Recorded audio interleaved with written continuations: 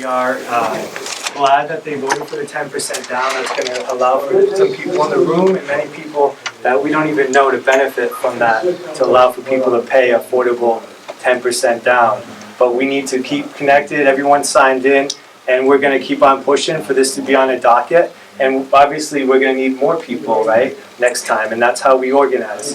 Powers and numbers, they need to balance the equation. We talked about cost benefit. What are the costs? What are the costs? How much is it going to cost if our family members are shut out and not allowed to pay reasonable amounts, right? It's too much. The cost is too high. So we're going to keep on organizing. If anyone wants to say a few words, and then we're going to go out. We're going to take a picture because you should be proud, right? This is how it goes. You win step by step. You make a difference. I don't want anyone feeling like they didn't make a difference today. Because we know for sure if you weren't here, they would have probably gone with that 25% that they were talking about initially. But because you stood up, because you spoke out, because you came here, you made sure that they couldn't just pass a 25%, go with the status quo, but we have more work to do, right? So let's take a picture outside, but does anyone have, please? If I may. Thank you, Representative, for coming today. The reason, I mean, it was definitely a victory. However, what I call this type of victory is window dressing. The situation here, as it was noted and presented by these individuals, the governor, the Senate president, the majority leader, because they mentioned him by name, they did not mention him by title, but mentioned everybody else by title, and the speaker. They supposedly made the decision that they're following. Unfortunately, also noted is that there were new members that had not been vetted with your cause and the need of the community. My issue with that is, first of all, I don't believe it wasn't vetted with them, because in fact, if they're new and the discussion was brand new today in front of us, how can you make a sound decision on the needs of the people and you don't have a clue of what those needs are? Right. So then it should have been allowed the people present, whether it had been 1, 2, or 3 individuals, the opportunity to present the facts to these new people so that they could properly be engaged in the discussion and the vote that took place today. They were not. So that clearly tells me that I will believe my assumption in this case, that they're going along to get along at the expense of the people who need the 10% and the service from the PUC. Period. We cannot allow this to continue. And the other factor that I noticed, we have, I don't know if it was 2, 3, or how many new appointees, but none of them represent the black or brown community. And the minority community, the poor community, is highly affected.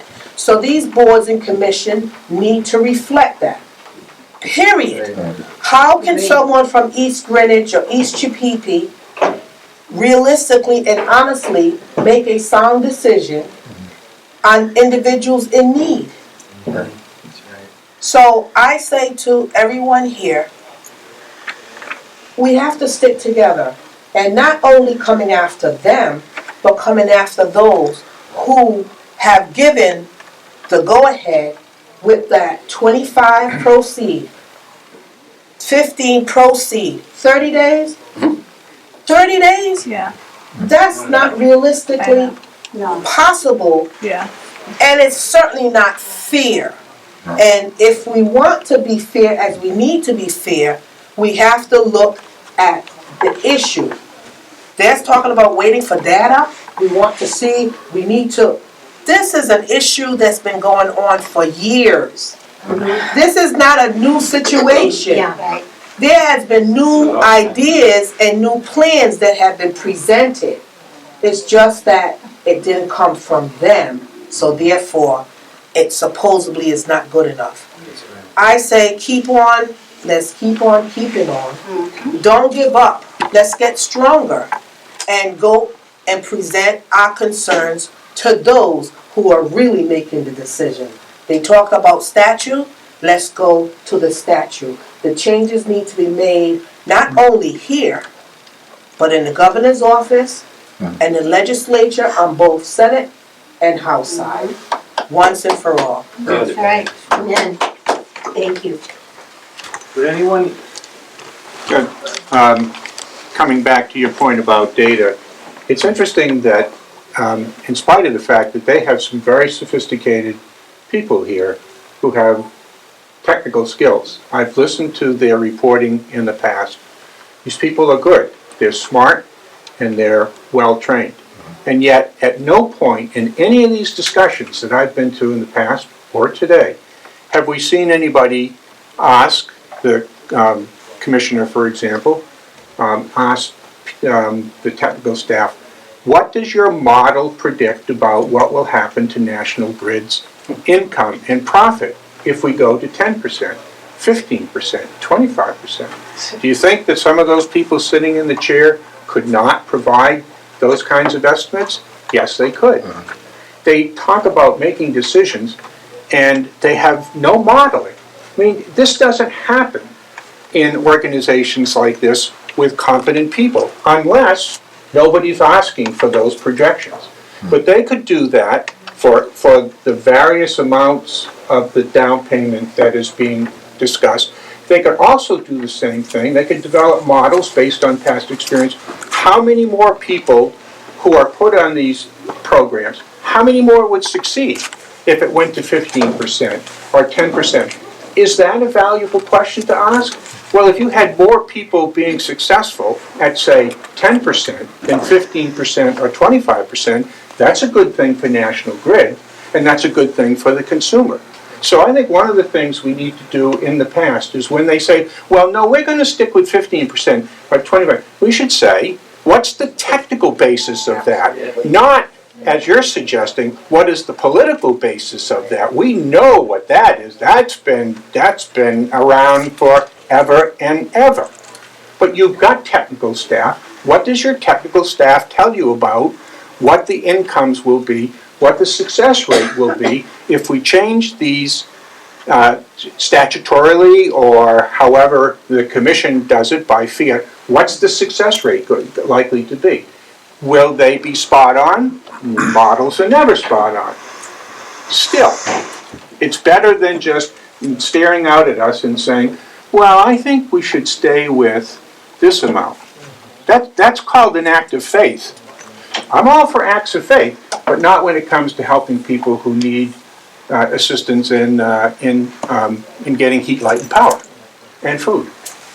The other point too is the light money will only go so far because we're only allowed X amount.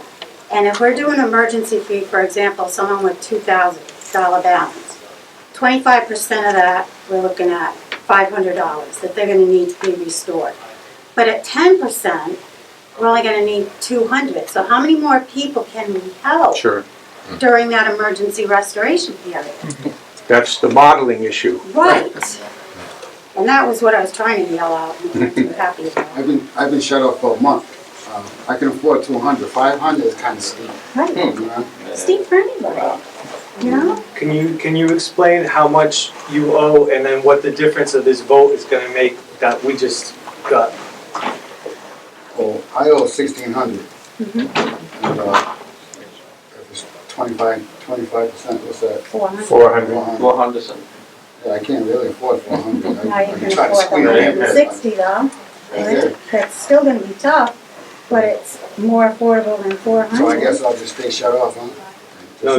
We won the No, 10% no. right now, and just to be clear, I want to thank everyone for being here because the George Wiley Center put out this proposal, and it wasn't an automatic thing, don't get it mixed, right? That they came up with this idea. This is something we've been doing year after year, and it's the power of the people here that put people power behind that paper. Because the George Wiley Center, we sent in that proposal, but it's people power that makes a difference about how they vote. So the result in sending in the 160, Okay?